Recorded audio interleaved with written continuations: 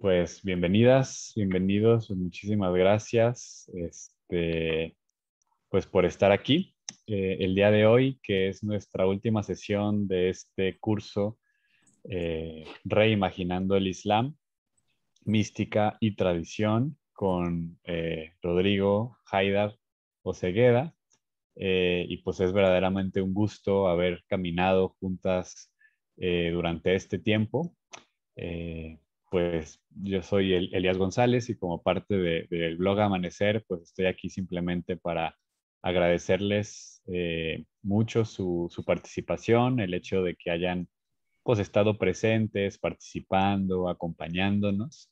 Este es un esfuerzo más que hace el blog Amanecer como para poder compartir alguna serie de materiales que nos ayuden a todas y todos a aprender un poco más del ámbito espiritual, religioso, filosófico, político y, bueno, psicológico, los distintos temas que abordamos en el blog.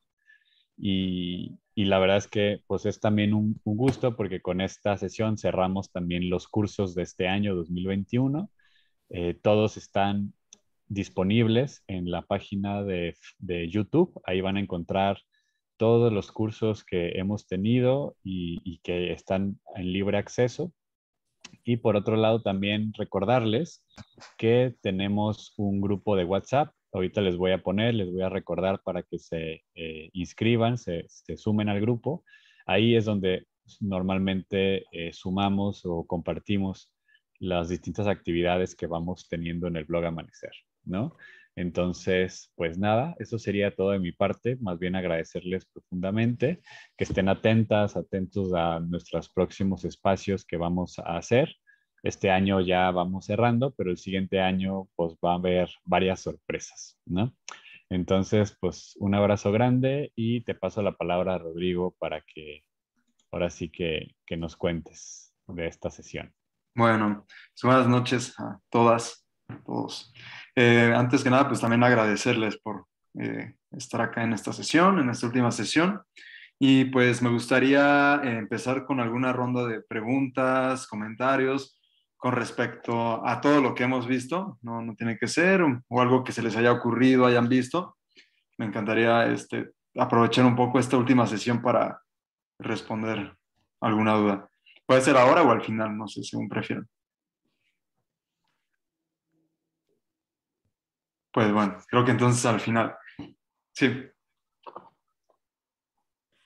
Hola, buenas noches, Rodrigo. buenas noches. Oye, Rodrigo, yo tenía una duda, que bueno, fue en otra clase, pero yo quería preguntarte, ¿cuáles son las fuentes del Corán?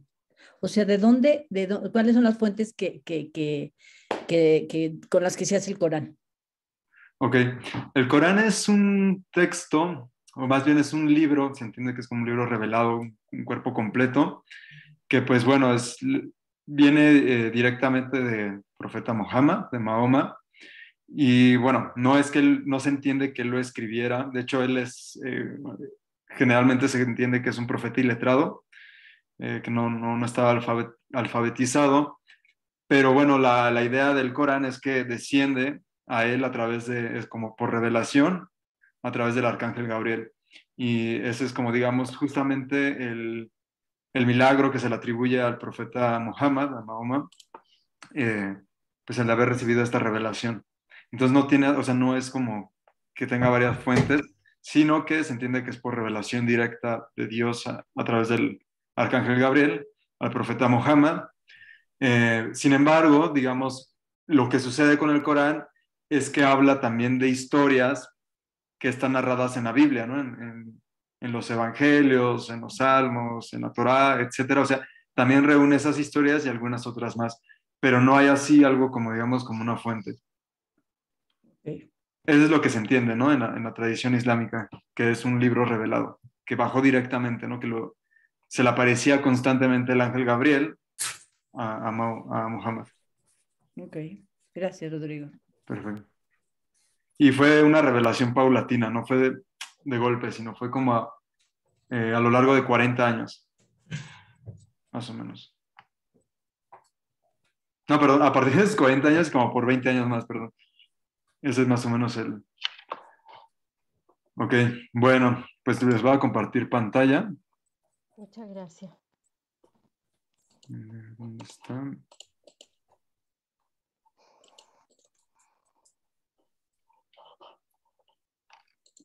Ahí se ve. ¿Sí? Sí, perfecto. Bueno, el tema que traigo para hoy, a ver, lo voy a poner, a ver, presentar. El tema que traigo para hoy es Dios, similitud e incomparabilidad. Y bueno, como les mandé el texto, está basado más o menos en el trabajo de José Belver, que es un profesor de la Universidad de Barcelona. Hay varias versiones de este texto, de este artículo. Y bueno, es algo que es un trabajo que a mí me parece muy interesante porque se basa en el pensamiento de dos filósofos y místicos musulmanes, es Molla Sadra y Ibn Arabi. Ibn Arabi ha sido muy trabajado en Occidente, pero Molla Sadra no. Molla Sadra empieza, y ahora ya se empieza a ver más cosas. Hay una revista en español que trabaja temas con respecto a él, etcétera. Molla Sadra tiene la particularidad de que después, digamos, de Averroes y todo esto, se había entendido que la filosofía islámica como que cesó, pero en realidad no fue así, sino que continuó más bien en Irán.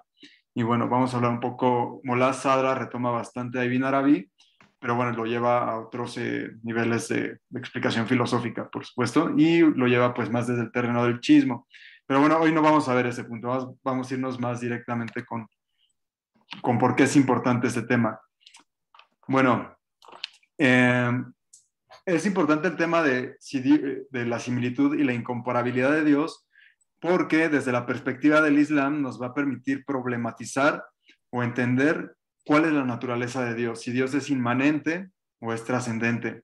Hay dos conceptos para esto, para hablar de esto. Uno es tashbih, que quiere decir similitud o inmanencia, es decir, que Dios está en la creación o cerca de la creación, o que tiene cualidades semejantes a la de la creación, etcétera. Hay una gran gama de entender este concepto. Y está Tanzig, o trascendencia o incomparabilidad. ¿Qué es esto?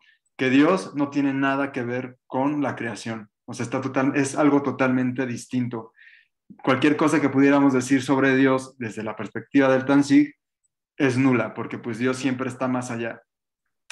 Y bueno, este tema es muy importante para el Islam porque según elija una posición con respecto a estos conceptos, con respecto a estas características de Dios, también va a entender pues todo el resto de las cosas, ¿no? La revelación, el universo, derivados éticos, etc. Sin embargo, es importante decirlo, todo musulmán afirma la trascendencia divina. De hecho, es parte del artículo de fe principal, como les había comentado, no hay más Dios sino Dios. En ese sentido, estás afirmando ya en sí una trascendencia de Dios. Dios es uno, ¿no? Dios es eterno, etcétera. Todo musulmán va a estar afirmando esto. Sin embargo, siempre va a estar la problematización de qué tan cercano es Dios al cosmos, por lo menos, ¿no? ¿Cómo le cambio acá?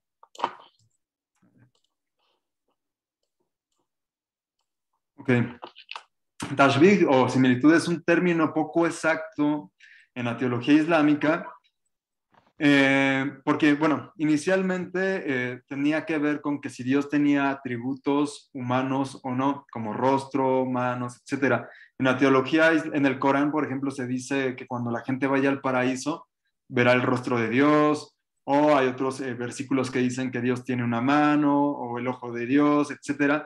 Estas cosas que uno entendería que podrían estar describiendo a un Dios antropomórfico, es decir, un Dios con cualidades humanas, con cuerpo, con manos, etcétera, con quizá un cerebro, una forma de pensar, ese número de atributos, ¿no?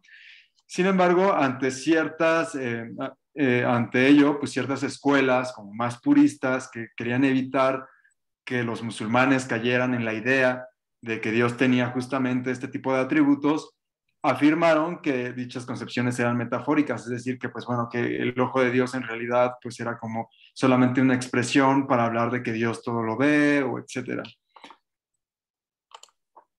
Entonces, bueno, trataban de evitar con eso que se hiciera hincapié en la creencia en el tashbih, en la semejanza de Dios con su creación. Sin embargo, no es la única forma en que se entiende la semejanza divina. La semejanza divina en el misticismo islámico evoluciona para hablar justamente de la cercanía de Dios con la creación, de Allah con la creación. Es decir, si Dios después de crear el mundo tiene alguna influencia en él, o si Dios se manifiesta a través de la creación, si Dios está en el todo o si Dios es el todo, ¿no? O sea, si Dios, o preguntas como si Dios es el universo, o como las posibilidades de que Dios se encarne en un ser en específico, o si se está encarnando en todos los seres de forma simultánea. ¿Por qué? Bueno, ¿por qué hay esta contraposición islámica entre el tasbih y el tashbih y el tanzil?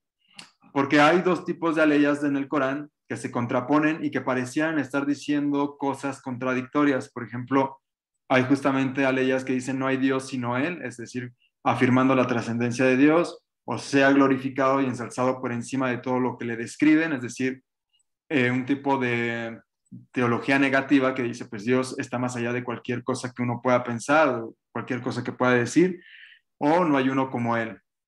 Y sin embargo, también hay otras aleyas que, por ejemplo, muchos malentienden, sobre todo entre los círculos sufíes, para hablar de un tipo de panteísmo que dicen, por ejemplo, cosas como a donde quiera que os volváis, hallaréis la faz de Dios. Es decir, en cualquier lado, ¿no? En cualquier... Otros traducen faz por su rostro, es decir, Dios está presente en todo. Y hay otras, por ejemplo, que dicen, estamos más cerca de Él, o sea, del ser humano, que su propia vena yugular, afirmando también, pues, que Dios de cierto modo tiene una relación con el mundo, que no está fuera del mundo. Asimismo, también existe una dualidad entre los nombres y los atributos divinos, es decir, entre los nombres con los que Dios se describe a sí mismo en el Corán. Por ejemplo, los más comunes y que justamente apuntan hacia este problema es Al-Batin y Al-Zahir. El Zahir es el manifiesto, es decir, es el nombre de Dios que implica su manifestación, y Al-Batin nos habla de que Dios también está oculto. Entonces, por un lado, Dios mismo nos está diciendo a través de sus atributos que se manifiesta, pero por otro lado nos está diciendo que está oculto. Y así, en realidad, los nombres y los atributos de Dios en la concepción islámica y sufí tienen un tipo de dualidad. No es que sean contradictorios. En cierto sentido, también podríamos decir que son complementarios, como vamos a ver. Entonces, bueno, por ejemplo, otro podría ser como, otro de los nombres es el uno, Al-Ahad, ¿no? O Al-Wahid, ¿no? Que es el único, que apunta a que Dios es uno y que pues es totalmente trascendente. Sin embargo, pues tenemos otros nombres de cercanía, como Al-Wali, que quiere decir el amigo de Dios, ¿no? Entonces, por ejemplo, cuando una persona se refiere a un santo, generalmente en el Islam, se habla del Waliullah. El Waliullah quiere decir el amigo de Dios, ¿no? Más o menos respetando esta idea que viene de la tradición semítica, ¿no? De Abraham, que era el amigo de Dios. Justamente esa es la idea un poco del santo sufí. Entonces, pero en realidad, bueno, Ibn Arabi nos dice que son necesarias estas dos concepciones, ¿no? Porque si solamente hablamos del tanzih en el sentido de la incomparabilidad de Dios, se le limita a una trascendencia pura. Y si se habla de su manifestación acá en el cosmos, también se le define. Ahorita vamos a ver qué quiere decir ahí con la definición.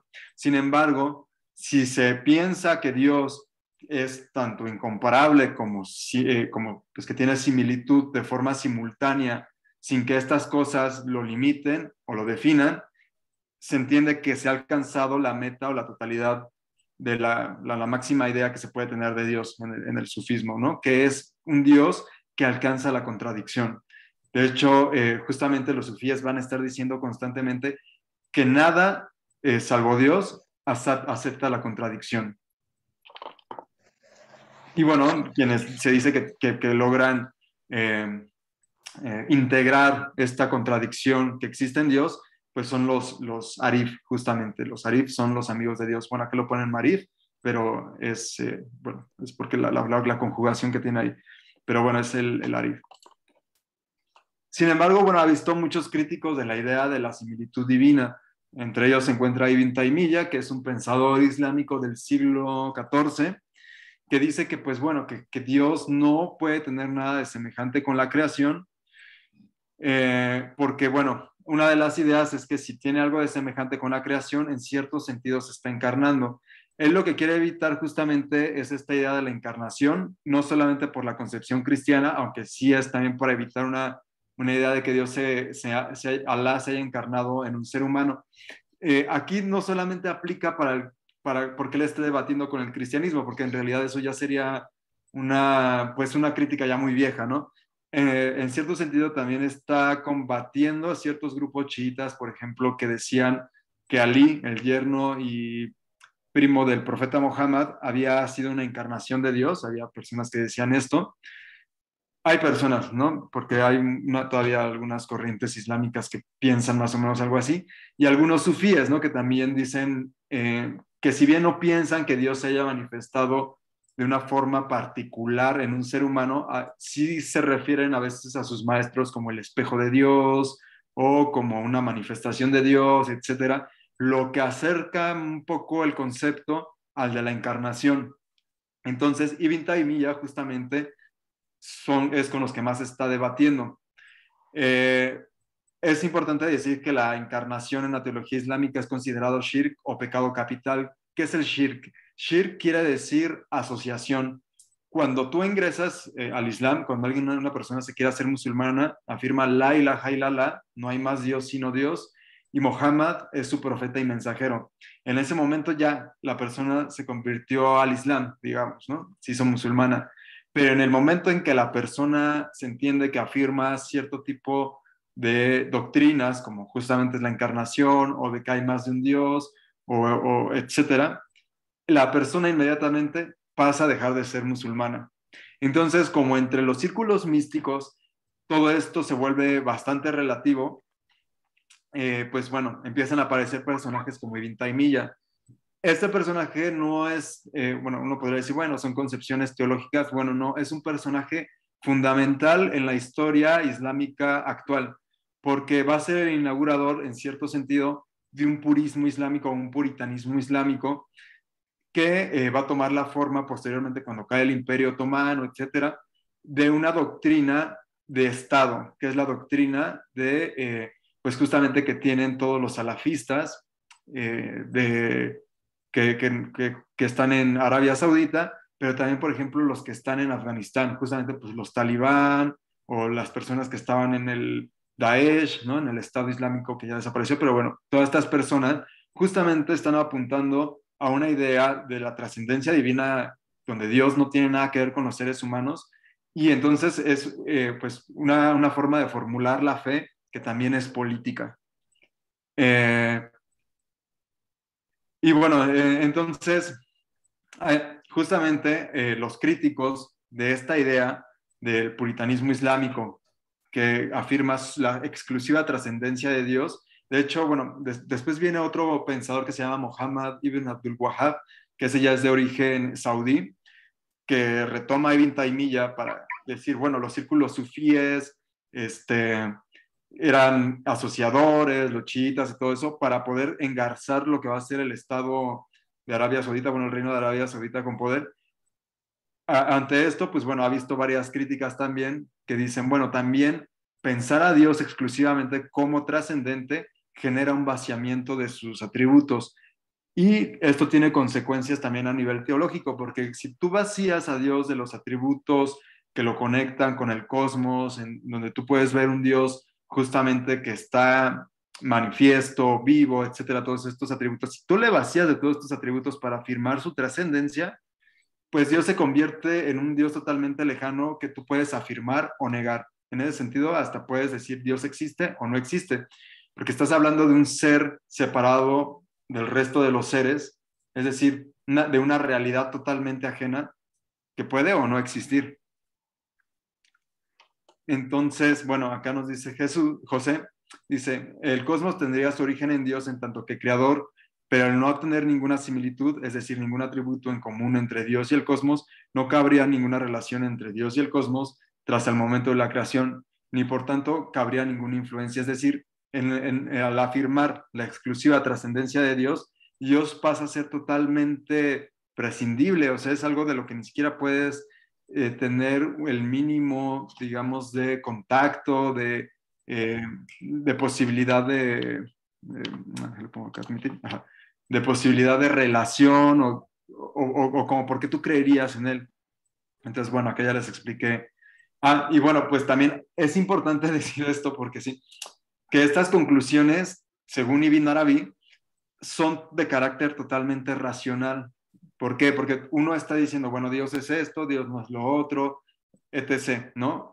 Tú puedes afirmar, bueno, yo pienso de Dios que está vivo, que es eterno, bla, bla, bla, y luego viene alguien más y te dice, no, yo creo lo otro, lo contrario, y entonces es tesis, antítesis, ¿no? O sea, es este juego lógico-mental en el que tú puedes decir, Dios es esto, Dios es lo otro, y otro viene y te lo niega.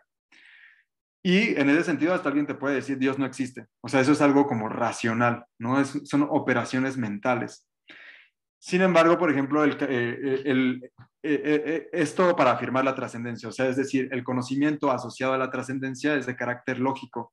Sin embargo, el conocimiento asociado a lo que sería la semejanza, justamente a ver a Dios en el cosmos, a verlo cercano, es asociado a otro tipo de conocimiento que es de carácter intuitivo en sus distintos niveles. Justamente la revelación del Corán, la revelación que se le da a los profetas, tiene que ver más bien con un carácter espiritual. En el caso de los seres humanos comunes, pues bueno, tienen el kashf o develación, ¿no? Que es lo que les contaba. Justamente, pues esto que a veces se vive en los sueños o que se vive, que de pronto estás ahí caminando, no sé, encuentras algo que te inspira, ¿no? Y otro también, bueno, es la inspiración. También justamente se dice que hay inspiración en los seres humanos, ¿no? Justamente un arrebato místico o algo así, permitirían experimentar a Dios en el mundo, ¿no? Entonces son dos tipos de conocimiento, pero como les menciono, uno no puede estar sin el otro, ¿no? No puede estar, si afirmamos la similitud por una parte solamente, caemos en un panteísmo burdo. Si afirmamos ¿cómo se llama? La trascendencia, pues Dios es solamente una construcción mental. Entonces, bueno, acá les digo, aunque aparentemente son incompatibles, ambos términos, sí, adelante. Fíjate que, gracias, Rodrigo. Pues yo me acordé de la cruz, de un curso en el que estuvimos también de Simone Bell y hablaba de la cruz. Y entonces a mí se me hace que estas dos concepciones que se encuentran o dos manifestaciones de la divinidad, desde el punto de vista pues de nosotros, se sintetiza en la cruz, ¿no? O sea, efectivamente, pues es como la unión entre lo trascendente, pero no tan lejano como para que no puedas tú tener una experiencia con esa divinidad, pero tampoco de tu propia naturaleza, ¿no? Entonces, pues no sé, me acordé y me parece que está presente pues en las dos religiones esa dualidad y esa unión, aunque de una manera distinta, representada distinta. Es todo. Fíjate que es muy interesante lo que mencionas porque en algún momento que estábamos haciendo algunos podcasts para Blog Amanecer, ya anduve investigando un día y justamente en una madrugada estaba leyendo un texto. Hay una corriente chiita que se hacen llamar los ismailíes. Los ismailíes han existido en varias facciones también a su vez, pero bueno, hay una corriente que se ha un poco institucionalizado y que sucede en Inglaterra. Y ellos, bueno, han desarrollado ya como una institución de estudios místicos alrededor de todo lo que es el chiismo y han hecho bastante de religiones comparadas porque ellos se enfocan mucho justamente en la gnosis y hablando ellos de la cruz, queriendo hacer una interpretación pues ismailí, porque islámica ismailí, hablan justamente de esto que dices, ¿no? De, pues que es que el símbolo de la cruz es esta conjugación entre pues estos opuestos, ¿no? Porque en realidad siempre en el sufismo y en el chismo vamos a hablar de distintos opuestos, ¿no? O sea, por ejemplo, el Yelal, que es uno de los atributos de Dios, que es como la belleza de Dios. y el yemal, que es como la parte no mala de Dios, porque eso tampoco sería exacto, sino yemal es como lo tremendo, o sea, la parte poderosa de Dios, ¿no? Entonces lo yelal es sutil, es la belleza, ¿no? Todo lo que encontramos, pues sí, justamente de belleza y sutilidad. Y lo yemal, pues es lo que le da contracción al cosmos, ¿no? Lo que le permite existir por su fuerza, ¿no? Lo que reúne, pues digamos. Entonces siempre vamos a encontrar estas dualidades y justamente los ismailíes entienden más o menos por ese lado, ¿no? Que la cruz, o sea, ellos buscan hacer esta relación con la cruz para hablar justamente, ¿no? De todos estos opuestos que se concilian, ¿no? Que, pues, en última instancia, en el lenguaje sufí, se concilian en el corazón, como habíamos visto la sesión última que estuvimos.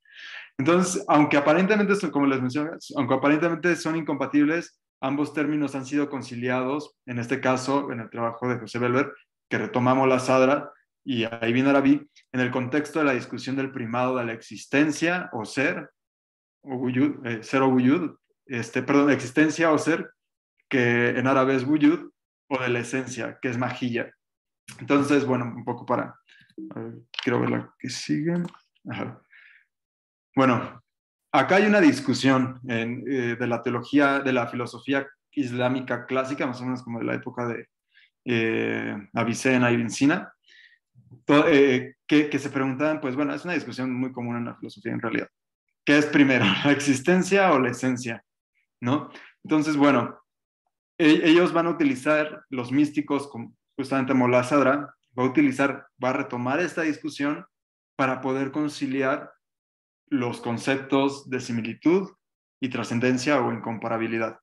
Entonces, bueno, esencia, ellos lo entienden, o cuidad, también le llaman ellos, la traduce, bueno, en árabe es majilla, la definiríamos como lo que responde qué es. Es decir, por ejemplo, cuando yo me pregunto qué es lo que tengo en la mano, ¿no? Entonces, tengo un celular, ¿no? Y entonces, ¿qué es el celular? Entonces, pues ya voy diciendo, el celular es un teléfono móvil, entonces voy definiendo su esencia.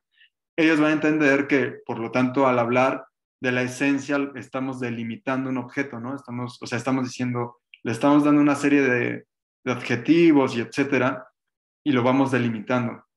Entonces, en cierto sentido, para ellos, la esencia es lo mismo que la definición. Es decir, ¿cómo se llama? Y bueno, en el caso de la esencia, su definición pues sería justamente la delimitación. Entonces, la esencia de la esencia es la delimitación. No importa. La cosa es que, bueno, está esta discusión. Y luego la otra idea es que posiblemente sea primero la existencia.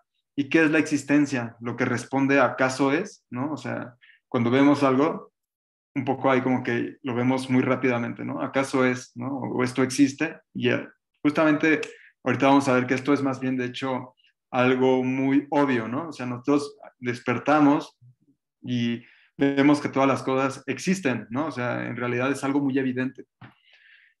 Y entonces, bueno, hay gente que constantemente a veces asociaba la esencia a la existencia, esas son lo mismo, no son lo mismo. Es una gran cantidad de discusiones al respecto. Sin embargo, ellos, Molla Sadra dice, bueno, son distintos, ya que hay esencias que pueden carecer como de existencia, ¿no? O sea, cosas que podemos pensar que son puros contenidos mentales y que no existen, no sé, o sea, una fantasía y no existe, ¿no? Entonces, el problema continúa, ¿no? ¿Qué va a ser lo fundamental? ¿La esencia o la existencia? Entonces, Ibn Sina lo problematiza del siguiente modo. Si la existencia es lo fundamental, las esencias son contenidos mentales. Es decir, si lo primero, el fundamento de todo es la existencia, o sea, el que existan las cosas o el ser, las esencias, las definiciones que hacemos son solamente cosas que pensamos, ¿no? O sea, son cosas que se nos ocurren. Pero si las esencias son lo fundamental, la existencia es universal sin que tenga una realidad fuera de la mente. Lo voy a explicar mejor. Es decir, cuando nosotros nos relacionamos con el mundo,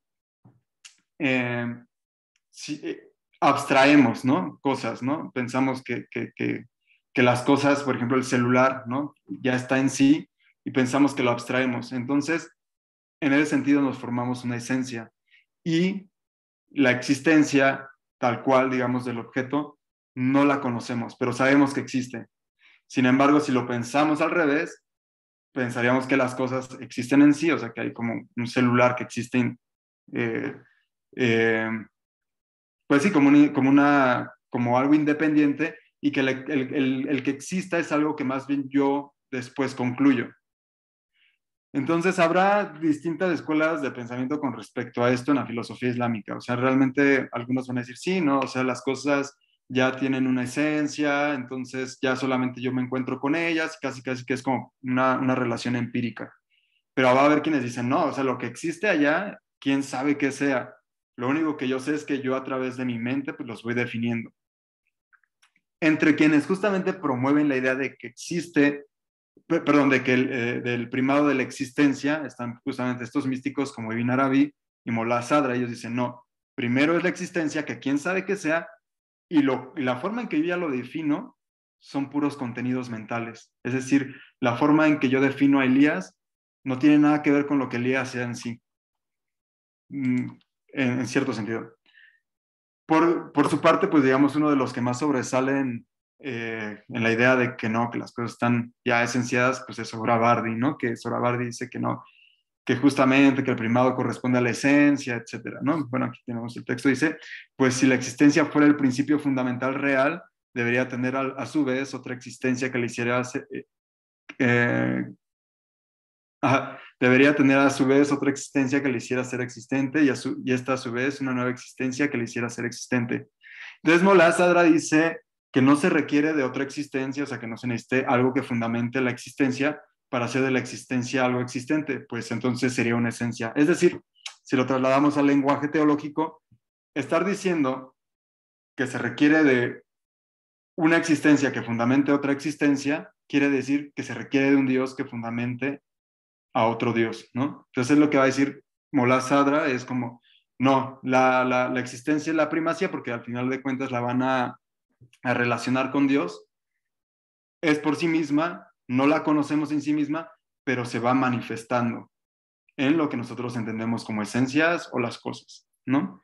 Entonces la existencia es por sí misma, la existencia no la conocemos en sí, lo que es, la definimos, la delimitamos, la vamos esencializando, pero no la conocemos en sí misma. Sin embargo, hay, bueno, dos tipos de existencia, la que es real en sí y la que abstraemos de la existencia de los seres. Es decir, cuando pensamos las cosas existen, cuando vemos las cosas, abstraemos su existencia, pero hay otra existencia que es anterior a esa, ¿no? La que es en sí, o sea, que no depende de nosotros, no depende de nuestros contenidos mentales. Y es lo que les decía, aunque para nosotros seres humanos limitados, para darnos cuenta que las cosas existen, necesitamos de los otros seres, es decir, necesitamos de tener un encuentro con el mundo, en realidad es lo más evidente. Todo el mundo, gracias pues a que se levanta, siente, escucha todo eso, gracias a nuestros sentidos, nos damos cuenta de que hay existencia, de que por lo menos el lugar donde desperté existe, que si algo me duele, algo me está provocando ese dolor, ¿no? Es lo más evidente para nosotros.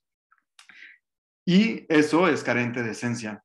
Es decir, no depende de un contenido mental. El que nosotros existamos o no existamos, o que las cosas existan o no existan, no depende de que yo lo piense o no lo piense. Es lo que va a postular Mullah Sadra.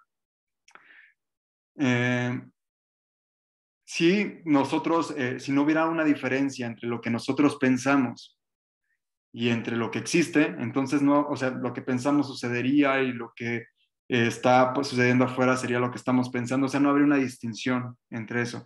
Acá nos está diciendo no, sí hay una distinción entre lo que se piensa y lo que las cosas son en sí, entre lo que percibimos y lo que las cosas son en sí. También, por ejemplo, si la existencia fuera una esencia, si dependiera de nuestra mente, pues habría como muchísimas realidades. Acá está diciendo no, como hay una primacía de la existencia, hay una sola realidad, y lo que se piensa en torno a esa realidad depende, sí, de los contenidos mentales de las distintas personas, ¿no? O sea, es decir, un poco, hay un Dios, básicamente es lo que está diciendo, y lo que se piensa en torno a ese Dios depende de lo que la gente piensa, ahí sí, ¿no? De cómo lo va esencializando, de cómo va generando sus creencias en torno a Dios.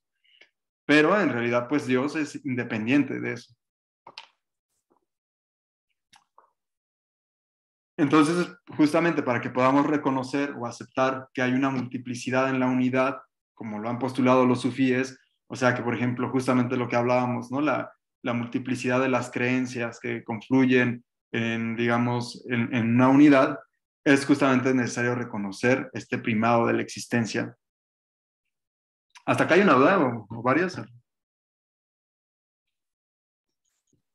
Pues yo, un comentario como de sorpresa, se me hace interesante, porque bueno, como tú sabes y también creo que la mayoría de aquí sabe, pues esta discusión o esta serie de discusiones particulares, pues también es muy común en la teología cristiana, ¿no? Sí, Sobre sí. todo medieval, pero me llama mucho la atención que mientras otros pensados, o sea, como que o sea, aquí me llama la atención esta identificación o digamos esta atribución de Dios o Dios como existencia y la esencia como algo que depende pues ya del pensamiento y demás cuando yo es como que uno escucha más lo otro, ¿no? Es decir, Sí, sí. la esencia como lo que es inmutable y por lo tanto es Dios, ¿no? Y la existencia como lo que depende, digamos, del devenir, ¿no? Uh-huh. Entonces me hace interesante como esta voltereta, ¿no? En términos teológicos, filosóficos, que nos plantea aquí, ¿no? Y mi pregunta sería, entonces, digamos, la existencia sería un sinónimo como de ser, ¿no? Del Sí. ser. Si algunos Eh, traducen, de hecho, wujud como ser. ok, ok. Okay. ¿Y cómo se relacionaría tanto existencia o ser con realidad? O También sea, algunos, ¿sí? Ok, también algunos lo traducen como realidad, porque dicen pues, y algunos ya como que cuando quieren aclarar eso, la realidad divina, ¿no? O sea, ok. pero Y no bueno, sería en realidad, no, o más bien justamente la palabra para realidad no es wujud en árabe, es haq, que es verdad también, ¿no? La ok, verdad, ok. ¿no? Ah, mira, Entonces uno buenísimo. dicen, sí, sí, Sí, sí. Gracias, Rodrigo. de Gracias. nada. Dice, si un ser es una esencia dotada de existencia, solo su existencia fundamental real es, ¿no? O sea, lo que está diciendo es como justamente este aparecer, esta existencia anterior a todo proceso mental, o sea, no la forma en que existe, sino lo que es anterior, lo que lo fundamenta, es lo real. Y la forma en que conocemos, por ejemplo, una persona, ya depende pues, de lo que tengamos en la cabeza. Entonces, bueno, acá justamente viene ya la parte interesante. En ese sentido, como fundamento de todos los seres, de todos los entes, ¿no? En ese sentido, de todas las esencias, ¿no? De todo lo abstraído, porque en realidad pues, las cosas no, tampoco en ese sentido tampoco las conoceríamos como en sí, ¿no? Como resultado de todo eso, esa existencia en su dimensión más pura es Dios, ¿no? Lo que fundamenta todo. Que es una existencia que carece de esencia y por tanto es infinita y posee todo atributo positivo de manera simple e indiferenciada. Y en ese sentido también la esencia de esa existencia es no tener esencia, ¿no? Es un poco lo que va, ¿no? Es decir, la esencia de Dios es no tener esencia. Entonces se dice en ese sentido de que Dios existe de forma metafórica, ¿no? O sea, porque en realidad pues es como lo más evidente y él pues no, o sea, no podríamos decir que existe como nosotros pensamos las cosas que existen, ¿no? De hecho, por eso en ese sentido para los místicos sufíes, para una gran cantidad de místicos, ¿no? Porque yo lo he leído también justamente en un libro de los místicos de Occidente, que ahora no recuerdo la cita, pero es como, ¿esto qué dicen? O sea, para el místico o ¿no? Para el gnóstico, Dios es lo más evidente, ¿no? O sea, no, y no se va a poner a discutir si existe o no existe, porque por justamente, sí. Trato de entenderlo y, o sea, cuando dice que es no tener esencia, es Uh-huh. porque no necesita ser pensado por alguien. O sea, Exacto. no necesita que lo conceptualice el ser humano o que digamos, ah, sí existe. O sea, es Exacto. totalmente independiente, pues, ¿no? ¿A Exacto. eso se refiere con que no tiene esencia? Exacto, e incluso en el momento que tú puedes definir a Dios, eso lo puedes hacer, ¿no? Esa operación mental la puedes hacer, pero como estamos hablando de una existencia anterior, en realidad eso no le afecta ni siquiera a Dios, ¿no? O sea, que tú le digas Dios es bueno, Dios es malo, Dios existe, Dios no existe, como se está identificando a Dios con la existencia de su sentido más puro, no afecta en nada, absolutamente nada, ¿no? Esos son contenidos mentales, lo que Y es lo básicamente... único que tiene esa característica. Todo lo demás tiene esencia, porque todo lo demás sí Lo definimos. dependería de la esencia. Sí, O sea, de que lo pensemos. exactamente. ¿Será así o no? Exactamente, o sea, todo lo demás tiene esencia porque todo lo demás es definible, pero al ser esto una existencia fundamental sin esencia, que fundamenta todo lo que sí tiene existencia, o sea, bueno, perdón, lo que sí tiene esencia, pues bueno, no le afecta en nada absolutamente, ¿no? Entonces, en ese sentido, pues tampoco tiene límites, lo que les decía, su esencia es no tener esencia, preguntarse por la existencia de Dios es cuestionarse justamente por la existencia de la existencia, es lo que están postulando ellos. Es decir, ¿tú cómo te vas a preguntar si Dios existe si es la existencia, ¿no? Si tú te despiertas y dices si todo, o es el ser, ¿no? Si lo quieres poner así, pero yo creo que justamente él por eso hace esta traducción, ¿no? Para llevarlo, para distinguirlo, ¿no? Si, justamente si tú dices todo existe, lo que veo existe, lo que hace que eso exista, ¿cómo lo voy a cuestionar?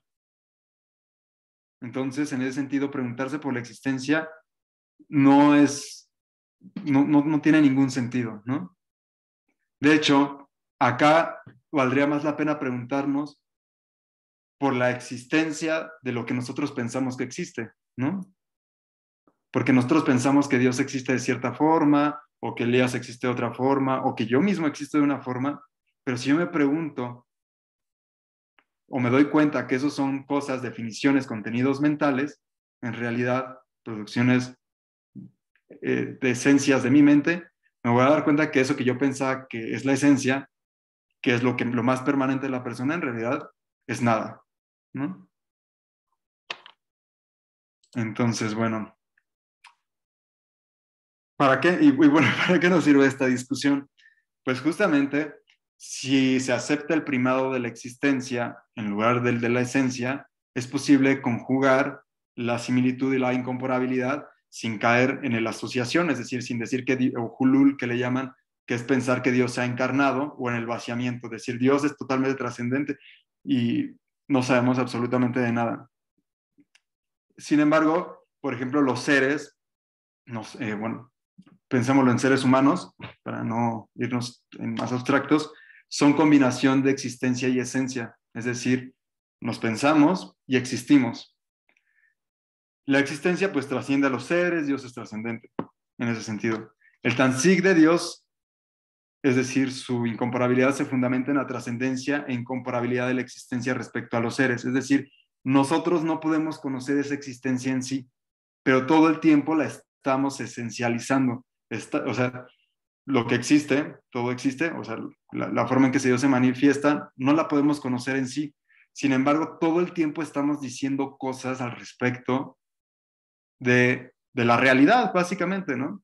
Entonces, siempre estamos diciendo cosas de la realidad y en ese sentido siempre la estamos limitando y esencializando. Esto tiene mucho sentido, por ejemplo, cuando lo pensamos en la historia de Adán, que Dios es quien le enseña a Adán a nombrar las cosas. Esa es la cualidad del ser humano en el relato coránico y bueno, también en el relato bíblico, ¿no? Que Dios le enseña al ser humano, a Adán, a nombrar las cosas. Entonces, en ese sentido, Adán está constantemente esencializando a los seres. Sin embargo, estas esencias pues, son puros conceptos mentales y en realidad lo que hay es pura existencia. O sea, en realidad nosotros fragmentamos la realidad, nosotros fragmentamos la realidad al estar esencializando, pero en última instancia lo único que hay es Dios, ilimitado, que nosotros estamos limitando constantemente, porque como les había mencionado, son formas, en el sentido sufí, son formas en las que Dios o esta realidad divina se conoce. Entonces, estos atributos positivos que nosotros le damos a la realidad, sí, Elias. Sí, era nada más como una pregunta, a ver si estoy entendiendo bien. Digamos, esencializar tendría de cierta manera también como se valdría, por ejemplo, de ejercicios mentales como la abstracción, es decir, por ejemplo, no sé, o sea, cuando esencializo una silla, o sea, la silla está atravesada por la existencia divina, por decirlo así, ¿no? Ajá. Pero cuando yo digo, no, es que la silla es esto, lo otro, y sirve para eso, o sea, eso ya es puro producto mío, o social, si quieres, ¿no? Ujú. Eh, pero lo que es de divino, pues es lo que la atraviesa, ¿no? La existencia, no todo lo que yo digo de la silla y para qué la Exacto. uso y todo eso, o de otra persona iría por ahí, o sea, Sí, como exacto. Tal esta cual. abstracción que vemos algunos factores de la realidad y decimos Rodrigo o decimos bondad, decimos, yo qué sé, México, ¿no? Sí, Son sí. abstracciones, pero pues lo que hay es existencia en un fluir, ¿no? Como en Sí. un flujo de existencia. Y que justamente nosotros confundimos, ¿no? Porque pensamos que esas esencias son más verdaderas que la existencia, ¿no? O sea, que la existencia que en realidad en última instancia tampoco conocemos, ¿no? Sino que, porque no es que estos contenidos mentales sean burdos, ¿no? En realidad sí tienen un sentido. Porque, bueno, justamente hacia allá vamos, que justamente estos atributos positivos que les damos a las cosas, que percibimos en los seres, no son otros que los atributos de la existencia. Es decir, en el sufismo, como saben, se piensa que Dios tiene 99 nombres, que hay una combinación de nombres, etcétera, y que la combinación de esos nombres, obviamente todo esto es metafórico, ¿no? Porque para saberlo, pues bueno, justamente se sabe, lo que se está diciendo es que no se sabe nada, ¿no? Pero, o a menos de que sea por revelación o esto, por eso es que yo creo que se acepta. Pero bueno, se entiende que estos nombres en sus distintas combinaciones van fundamentando la existencia, ¿no? Y entonces, en última instancia, lo que estamos haciendo nosotros con estos contenidos mentales, de estar definiendo las cosas, realmente lo que estamos haciendo es una continuidad, ¿no? De seguir, o sea, de seguir haciendo combinaciones de atributos divinos de esa existencia, ¿no? O atributos de esa existencia. Sin embargo, la existencia sigue trascendiendo a los seres, ¿no? O sea, incluso cuando pensamos a Dios como amor, a Dios, o sea, con sus atributos que él mismo se revela en el Corán o cosas así, o como el Altísimo y todo eso, en realidad son atributos que se deben de entender de una forma que no es no está delimitada, ¿no? O sea, es un poco más abarcativo. Quizá si hay una escala más de definición, ¿no? Pero bueno, un poco así. Pero sí, en realidad, pues no estaríamos haciendo otra cosa más que justamente un proceso mental, ¿no?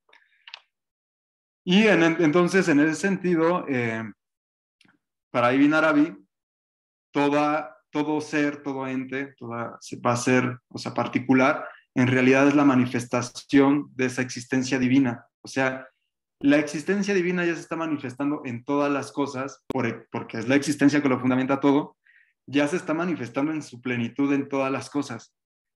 El problema es que nosotros lo delimitamos. Sin embargo, es necesaria esa delimitación, ¿no?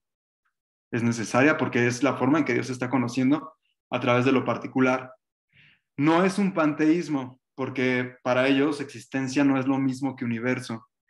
Universo en ese sentido sería la suma de todas las esencias, de todos los conceptos, de todo lo que se puede pensar. Eso sería universo. Pero como sabemos que la esencia no es la existencia, sino que son contenidos mentales, en última instancia eso es nada. Entonces realmente sigue conservando la primacía la existencia. Entonces, no se preocupen, no podemos conocer la existencia. Bueno, salvo los místicos que dicen que se van al faná, que es la extinción, en la que dicen que es un momento en lo que todo se disuelve, así lo manifiestan, o sea, todos, no se mueren ellos, ¿no? Sino es un momento en el que todo se disuelve. Dicen que, bueno, no que conocen la existencia, sino que conocen a Dios o la realidad, ¿no? La realidad divina. Pero bueno, inmediatamente eso, si se traslada al lenguaje, se convierte en esencia, ¿no? Se convierte en contenido mental. Entonces, y a veces pues es por eso que se hace tanto este intento de la poesía y todo eso, que siempre pues es un poco trágico, ¿no? En el sentido nunca termina de aseguir lo que quiere, ¿no? La existencia está oculta, pero se manifiesta en sus esencias. Es justamente porque pues, sus esencias es la forma, ¿no?, en que se va redondeando ella misma. Es decir, Dios se manifiesta en su creación, sin ser su creación, ¿no? Eso es lo que básicamente nos está diciendo. Entonces, pues bueno, hasta acá. Justamente, ¿cuál va a ser la diferencia con pensar un Dios trascendente? Que si tú te pones a pensar a Dios como un Dios que se manifiesta en su creación, en su totalidad, en cada uno de los seres que aparecen y desaparecen porque son esencias, si uno se pone a pensar a Dios, que es un Dios que se manifiesta de esa forma, que aparece y desaparece, todo te va a parecer santo, todo te va a parecer sagrado, porque toda existencia es Dios, básicamente. Ahora, evidentemente, esta existencia es trascendente también. Por eso es que se concluye ¿cómo se llama? Los dos, se conjugan los dos opuestos, porque en el momento en que esa existencia tú no la puedes conocer, está más allá de todos los seres, porque de hecho los fundamenta, es trascendente. Pero en el mismo hecho de que esa existencia fundamenta todo, aunque tú lo percibas como esencia, como entes particulares, como criaturas, es inmanente. Entonces, bueno, aquí me gustaría terminar con una frase que es, bueno, la han repetido varios místicos, pero esta la dicen en alguna ocasión Mansur al-Halash, dice: Dios es oculto en su manifestación y manifiesto en su ocultación. Justamente es el Y bueno, con esto terminaremos ¿Lo puedes repetir? ¿Lo Dios puedes es, repetir? Dios es manifiesto en su ocultación, Dios es manifiesto en su ocultación y oculto en su manifestación. Manifiesto en su ocultación y oculto en su manifestación, perdón. Es que es un juego de palabras ahí, ¿no? Oculto en su manifestación. Entonces, pues justamente esto es una forma más de ver lo que hemos casi prácticamente que he visto a lo largo de todo el...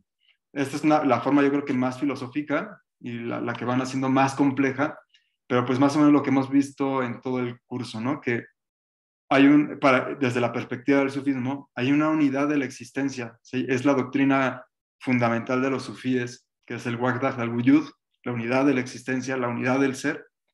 Y bueno, hay muchas ideas, hay gente que se confunde y dice, bueno, es un panteísmo, etcétera, pero bueno, justamente creo que esta es la explicación que a mí me ha parecido la más consistente para explicar por qué no es un panteísmo y tampoco es una teología no negativas, o sea, porque, bueno, hay muchas formas también de recepción de la teología negativa en el Islam, pero no una teología negativa que afirma exclusivamente la trascendencia, ¿no?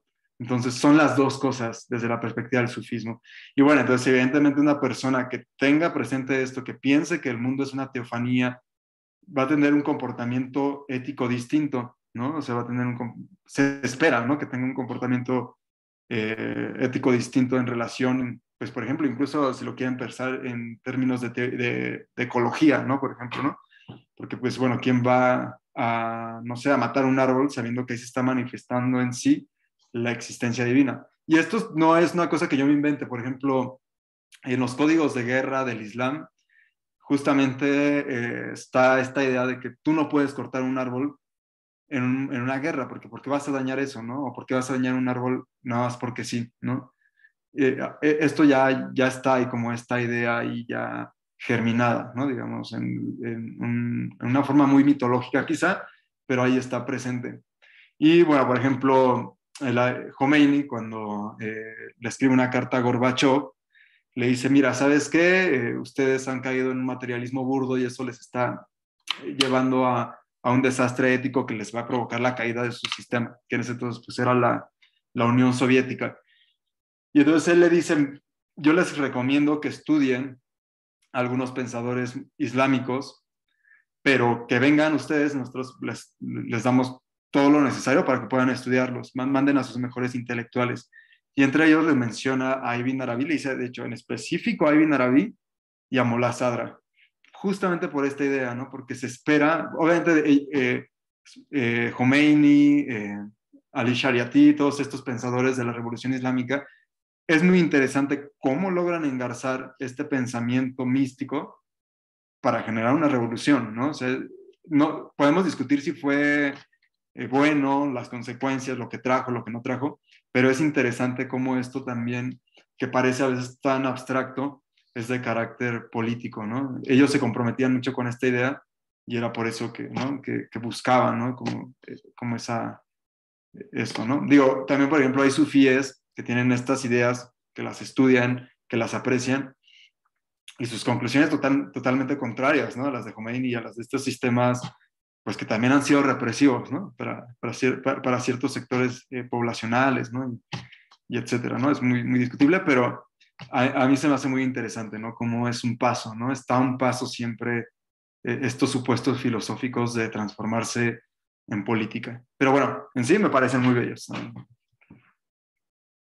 Y son ideas muy, hasta cierto sentido, pues, yo ayer pues, lo pensaba, ayer estaba haciendo perdón que me vaya un poco del tema, una pequeña nota de Greenberg, y decía, bueno, es un esquema místico muy repetido en las místicas, ¿no? También creo que se me hizo muy interesante pensarlo así, ¿no? Entonces, pues, ahora, pues para concluir, no sé si comentarios, dudas, de lo que sea, ¿eh? Puede ser de esto o de lo que habíamos hablado Oye, antes. Rodrigo, ay, pero no levanté la mano, pero ¿puedo preguntar algo? Sí, claro que Fíjate que yo no pude estar en la sesión anterior y tampoco tuve oportunidad de ver el video. Y ahorita lo que me dijiste cuando mencioné eso de la cruz se me hizo como súper interesante y lamenté mucho no haber visto todavía ese video.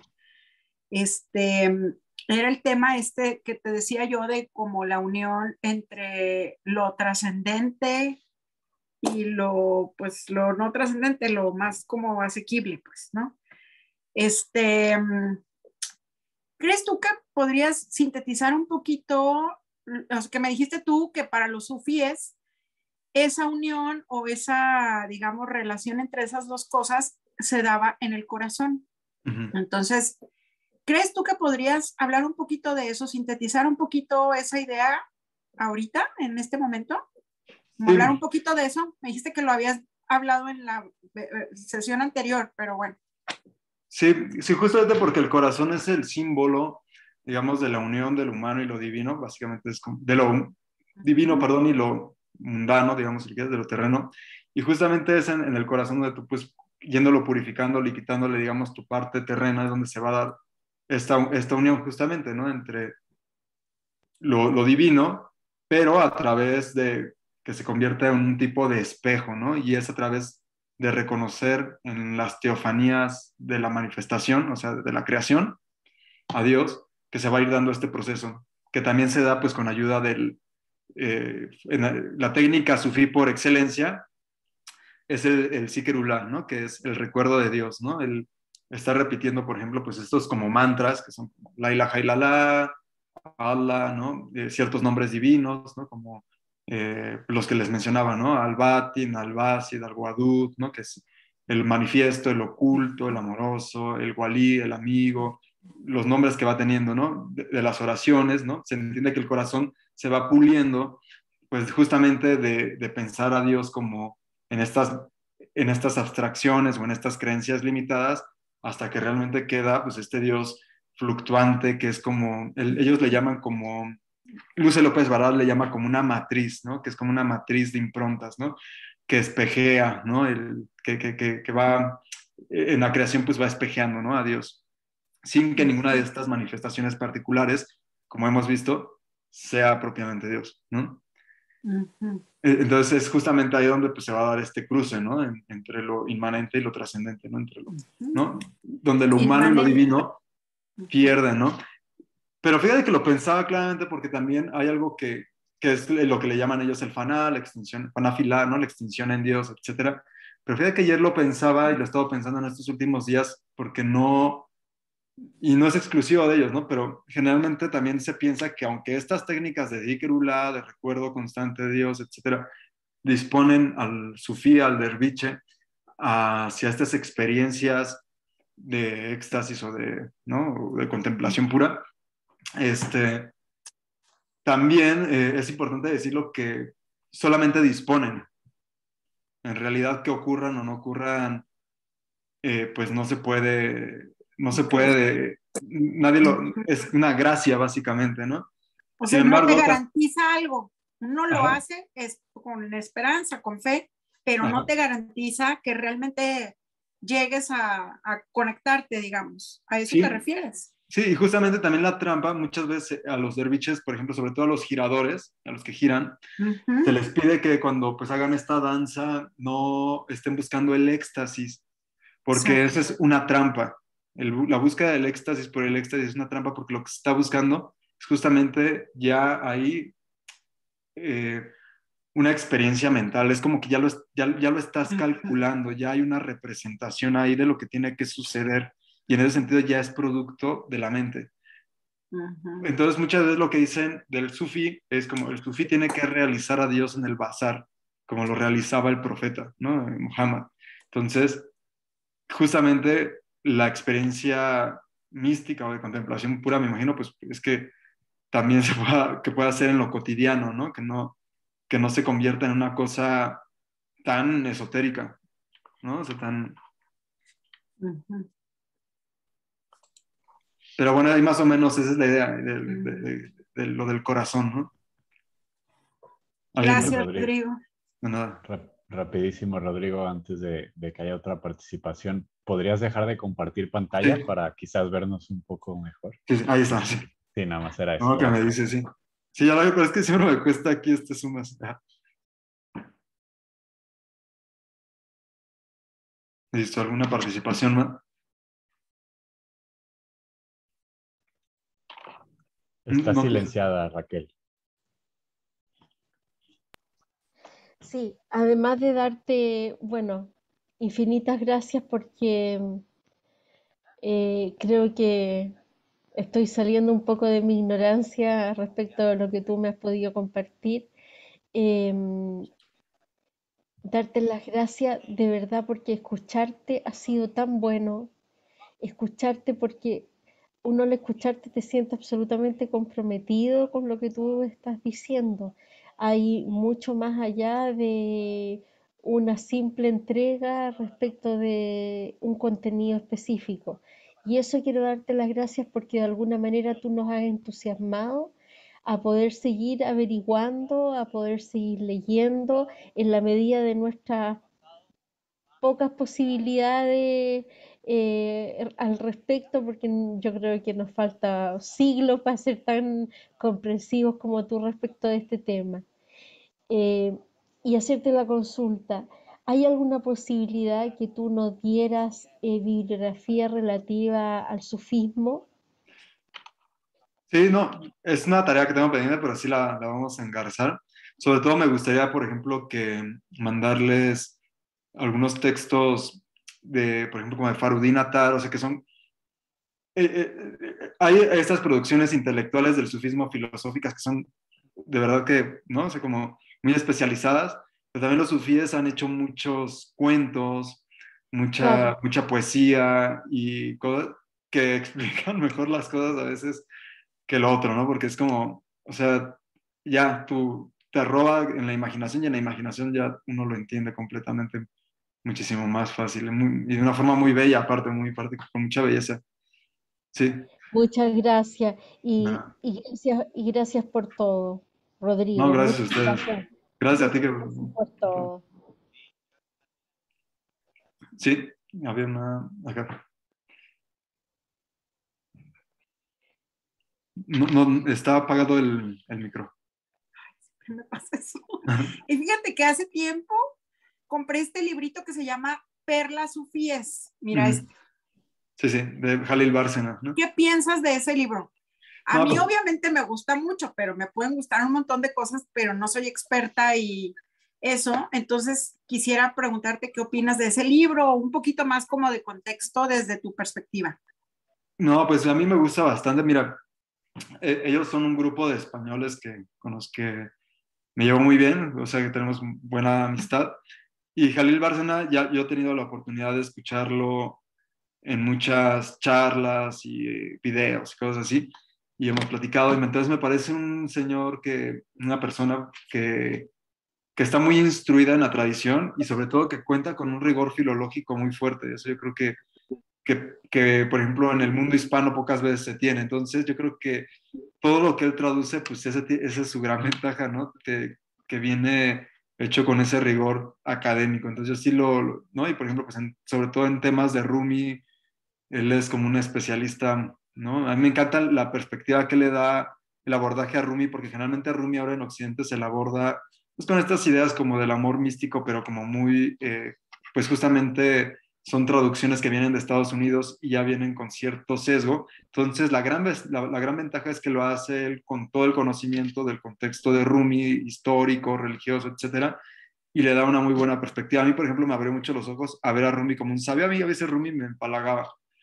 Entonces, cuando yo lo escuché a él, dije, no, o sea, es que hay una gran distinción, ¿no? Entonces yo diría que si a alguien, por ejemplo, le interesa más como Ibn Arabi, un gran introductor a Ibn Arabi, o sea, que tú lo lees y de verdad por los paralelismos que es capaz de hacer, es Fernando Mora. Fernando Mora es una de las personas que también, en cuanto a la cuestión de Ibn Arabi, es muy bueno.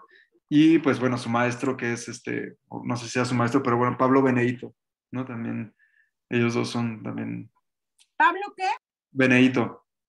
Y bueno, por ejemplo, si alguien de verdad sí se quiere meter al mundo de Ibn Arabi, que es fascinante, ahora el doctor Eric Winkel en Estados Unidos está haciendo el proyecto de traducir por primera vez toda la obra de Ibn Arabi al inglés.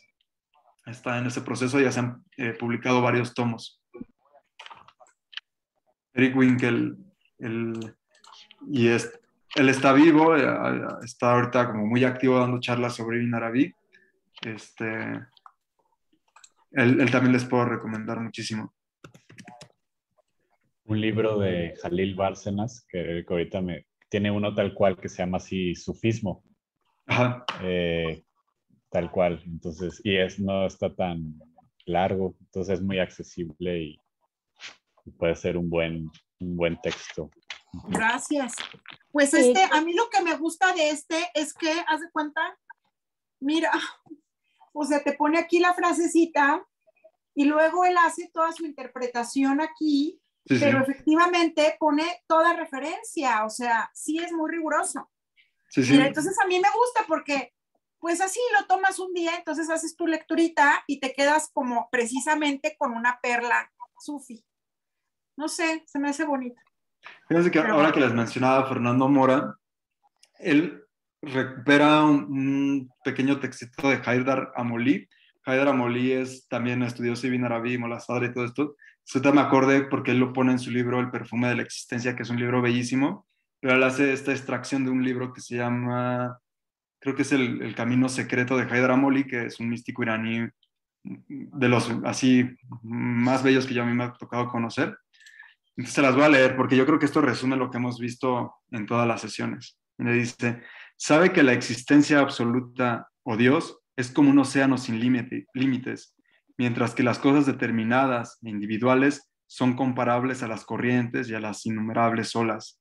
De igual modo que las innumerables olas y corrientes no son sino el mar que se despliega en virtud de las formas que exige su propia perfección en tanto que agua y de las particularidades que posee como mar, así también las cosas existentes no son en su determinación, sino el despliegue de la existencia absoluta bajo las formas requeridas por sus propias perfecciones esenciales, así como por las particularidades de sus articulaciones internas. Además, desde cierta perspectiva, las olas y las corrientes no son el mar, pero de otro son lo mismo que este. De hecho, las olas y corrientes son diferentes del mar en aquello que tiene de determinado y particular, pero no son diferentes de él desde el punto de vista de su realidad, es decir, en el sentido de que no son sino pura agua. Las cosas existentes determinadas son del mismo modo diferentes del absoluto por el hecho de que son condicionadas y determinadas, pero no se distinguen de él en lo que respecta a su propia esencia y realidad, que es la existencia pura, porque desde este último punto de vista no son más que la existencia misma. Entonces, bueno, recuperando la metáfora del mar que tanto hemos hablado ¿no? En estas sesiones. ¿Nos Perdón. puedes enviar ese textito? Sí, claro. Sí. Gracias. Oye, perdonen que haga una consulta. Elías, ¿cuál era el autor del libro del sufismo? Acá se los anoto en el chat. Sí, es Jalil Bárcena, que ahorita lo estaban platicando. Acá está. Listo, ya lo se los puse. Ahí está en el chat. Perfecto. Y perdona, ¿cuál era el autor del libro de las perlas del sufismo? Es El el mismo. mismo. ¿El mismo? Ya, gracias, perdón.